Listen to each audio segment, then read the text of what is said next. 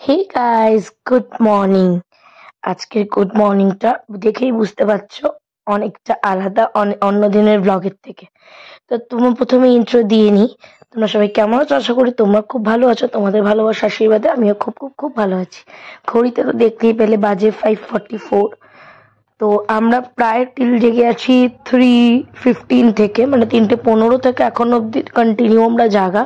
কারণ ছেলের শরীরটা প্রচন্ড খারাপ, এত ঠান্ডা লেগেছে যে ও 3:15 থেকে কন্টিনিউ জাগা।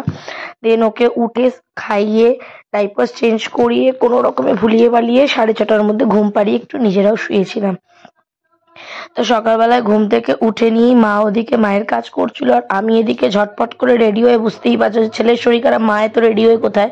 অ্যাকচুয়ালি আমরা যাবো একটু ডক্টরস ভিজিটে।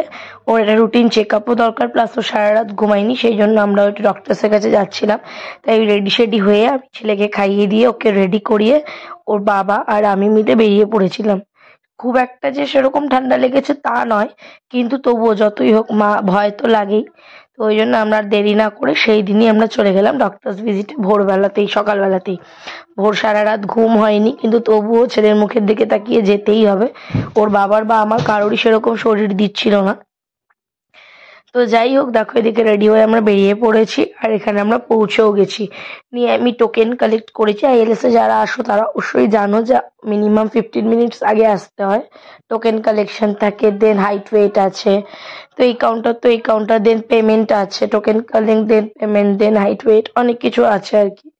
তো চলে আসলাম, আর লিফটে যা লম্বা একটা লাইন পড়ে এখানে, তার জন্য একটু আগেই আসতে হয়।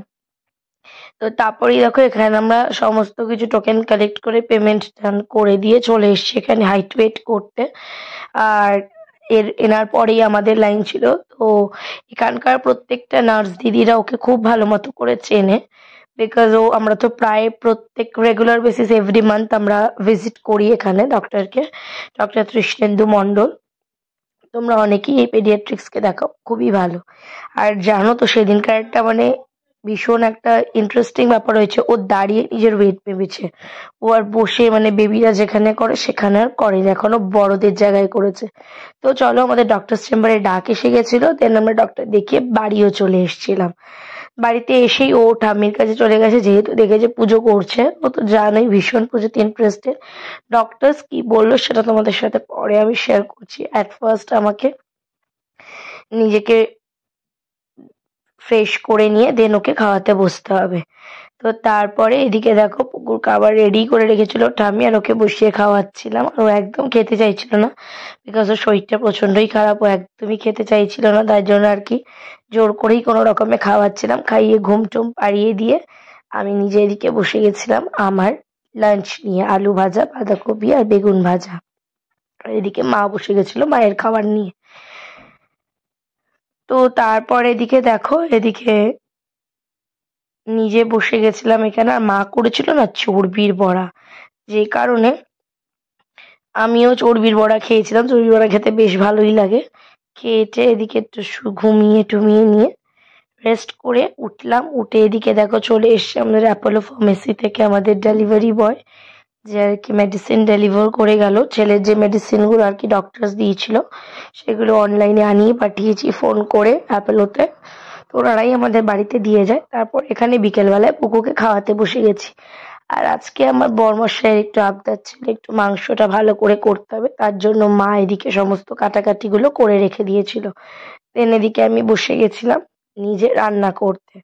তো আজকে একটা চিকেনের আইটেম করেছিলাম, অ্যাকচুয়ালি এটার কোনো নাম আমি জানি না, আমি আমার মতো করেই পুরোটা করেছিলাম। এইদিকে আমার চলছে আমার চিকেনের প্রসেসিং, আর এদিকে মা ময়দা মেখে বেলে, সরি মানে গোল করে রেখে দিয়ে গেছিল। দেন আমি রুটিটা নিজেই বেলে নিজে সেঁকে করেছি। এটা ফার্স্ট টাইম আমি নিজেই বেলেছি, নিজেই সেঁকেছি, আমি কোনোদিন করিনি, বাট আজকে আমি ট্রাই করলাম যে দেখি না পারি কিনা।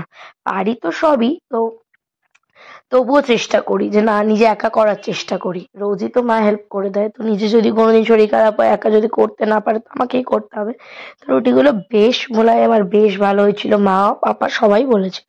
তো ডক্টরস কি বললো তোমাদের সাথে শেয়ার করি। ডক্টরস বললো সেরকম ঠান্ডা লাগেনি, বাট মেডিসিন দিয়েছে, আশা করছে ঠিক হয়ে যাবে। তো চলো, এদিকে দেখো চিকেন প্রিপেয়ার্ড, আমার বরমশের জন্য একটু সাজিয়ে গার্নিশিং করে দিয়ে দিয়েছি।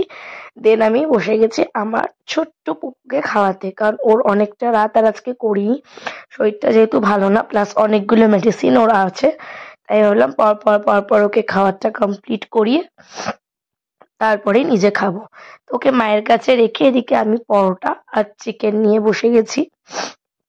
আমি রুটি খাই না, দ্যাটস ওয়াই আমি নিজের জন্য পরোটা করেছি, এতে আবার কেউ সেলফিশ ভেবো না। তো আজকের ব্লগটা এই পর্যন্তই। ভালো লাগলে অবশ্যই লাইক, কমেন্ট, শেয়ার আর সাবস্ক্রাইব করে দিয়ে দেখা হচ্ছে নেক্সট কোনো ভিডিওতে। Tata, good night, bye bye.